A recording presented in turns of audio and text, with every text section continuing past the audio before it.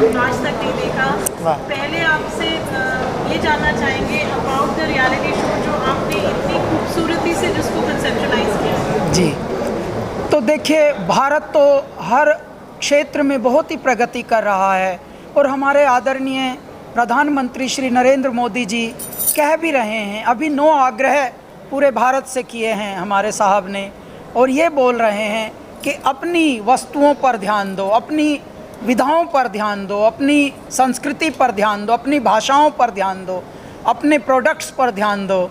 और यहाँ तक कि साहब कह रहे हैं कि विदेशों में शादियाँ मत करो, भारत में देख लो, पहले भारत घूम लो फिर विदेश घूम लेना। तो ये कितने बड़े संदेशे हैं। यदि बड़ों के ऐसे अच्छे संदेशे आएँ तो संततियाँ सुधर जाती हैं।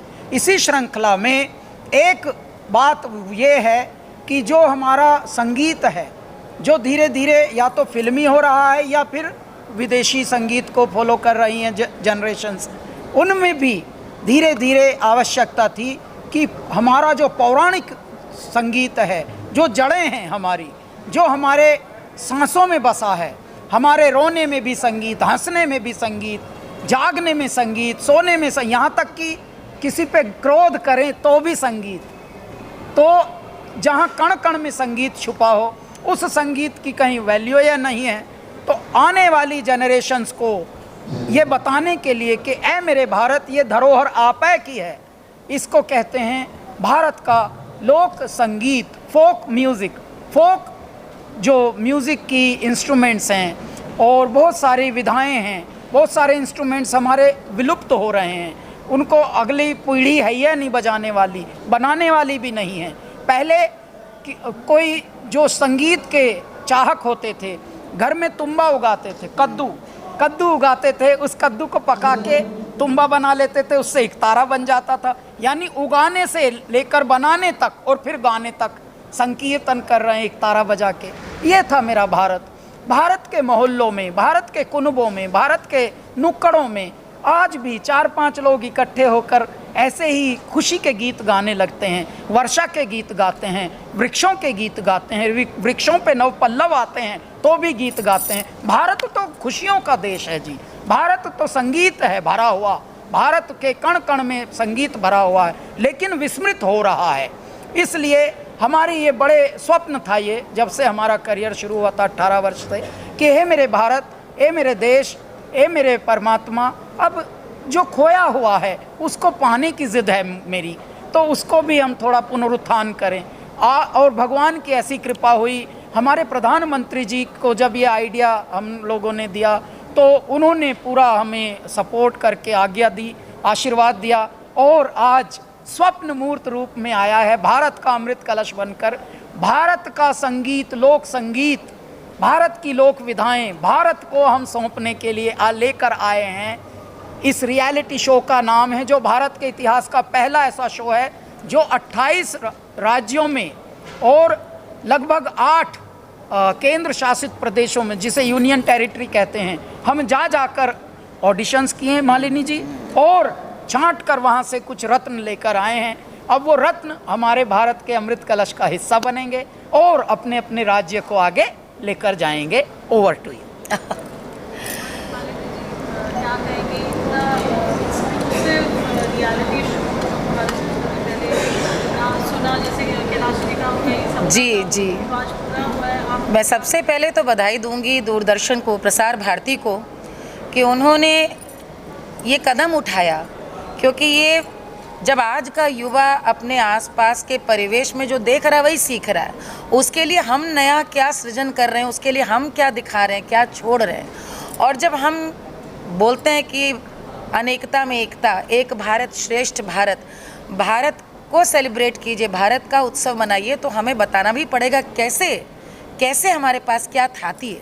तो मैं बहुत बहुत साधुवाद देना चाहूँगी माननीय प्रधानमंत्री जी को, जिनकी पहल और सोच के कारण मिनिस्ट्री ऑफ इंफॉर्मेशन और ब्रॉडकास्टिंग ने इस पूरे इनिशिएटिव को आगे लिया, और प्रसार भारती जी ने कैलाश जी को इसमें पूरा एक अगुवा करके इस पूरे उत्सव को आगे बढ़ाया है। मैं बहुत प्रसन्न हूँ आज इसका अंश बनकर, और जैसे कैलाश जी का फ़ोन आया बस मैंने तुरंत कहा कि मैं आती हूँ, क्योंकि ये मुझे लगता है हर कलाकार, हर लोक कलाकार के मन की बात है। आज जितनी तेज़ी से वक्त बदल रहा है, समय बदल रहा है, हर बच्चा, हर युवक पूरे विश्व की संस्कृति से एक्सपोज्ड है, लेकिन अपना ही हम नहीं दिखाएंगे तो यहाँ बहुत भारी चूक हो जाएगी। तो ये मुझे लगता है पहली बार शायद इतने बड़े प्लेटफॉर्म पे आप पूरे भारतवर्ष के जो 36, 28 राज्य और 6 जैसा आपने बताया यूनियन टेरिटरीज़, उनके आप कलाकारों को सुनेंगे, वो अपनी बोली में कैसे उत्सव मनाते हैं, गीत कैसे अस्तित्व में आए। आपको ये देखकर बहुत अच्छा लगेगा। बोलियां सबकी अलग हैं, भाषाएं अलग हैं, लेकिन आत्मा एक है। यही एक भारत और श्रेष्ठ भारत है। मुझे लगता है अमृत कलश में जो अमृत छलकेगा, इसके तो सीजन्स पे सीज़न आते जाने चाहिए और ये बहुत बहुत कामयाब हो शो। महादेव से मैं आज यही मानती हूँ। आज कार्यक्रम में मैं बैठी थी और भगवान राम का सोहर जब बजा और गूंजा तो मुझे याद आया कि एक समय था आज से 20 साल पहले कि दूरदर्शन में ही भगवान राम के जन्म का मैं सोहर गा रही थी। मुझे मना कर दिया गया था कि नहीं गाना है, अयोध्या में राम जन्मे, ये नहीं गाना है। वहाँ से लेकर के आज ये भारत का सौभाग्य, हम सब सनातन धर्मियों का सौभाग्य है कि इस समय हम उत्सव राम का मना रहे हैं। राम संस्कृति हमारी और हम उनके गीत गा रहे हैं। मैं आज जिन कलाकारों ने आज गाया है उनको भी आशीर्वाद देती हूँ और आप सभी से ये अनुरोध करना चाहती हूँ, आप जहाँ तक इस पूरे कार्यक्रम को ले जाएं कि देश भर के जो लोग कलाकार हैं वो अपनी एक आस न छोड़ें।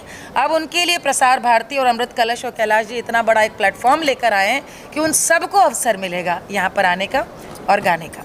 मैं इसमें एक और बात, मालिनी जी ने कितनी प्यारी बात कही कि एक भारत श्रेष्ठ भारत का प्रतिमान कैसे हो, कैसे हमारी जनरेशन्स को, संततियों को पता लगे। मैं आपको बताना चाहता हूँ, विदेशों में हम जाते हैं, मालिनी जी भी बहुत शोज करती हैं पूरे वर्ल्ड में, तो विदेश तो भारत को गा रहा है, भारत भारत को नहीं गा रहा। ये है चूक। इस चूक को और न चूको, वरना ज़्यादा ही चूक जाओगे।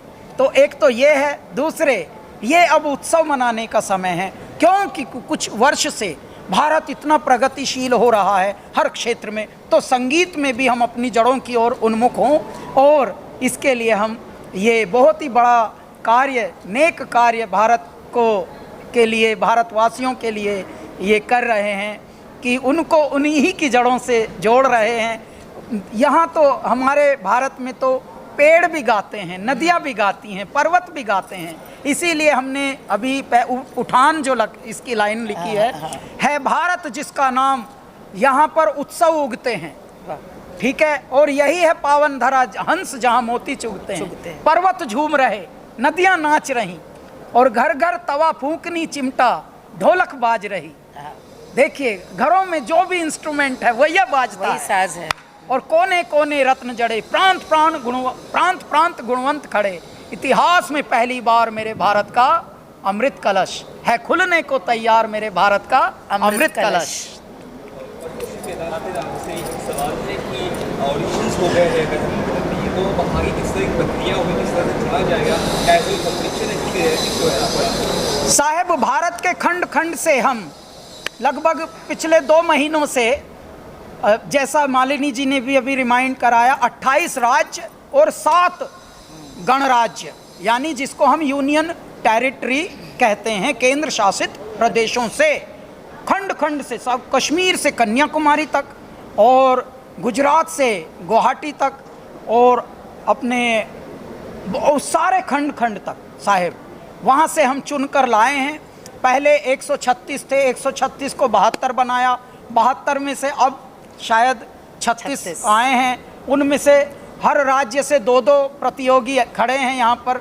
आज से ये गाला शूट प्रारंभ हुआ है। मालिनी जी को भी यहाँ पर दर्शन हो गए हम लोगों को, उनका भी आशीर्वाद मिला है सबको, और यही बस खुशियों की बात आज से प्रारंभ है।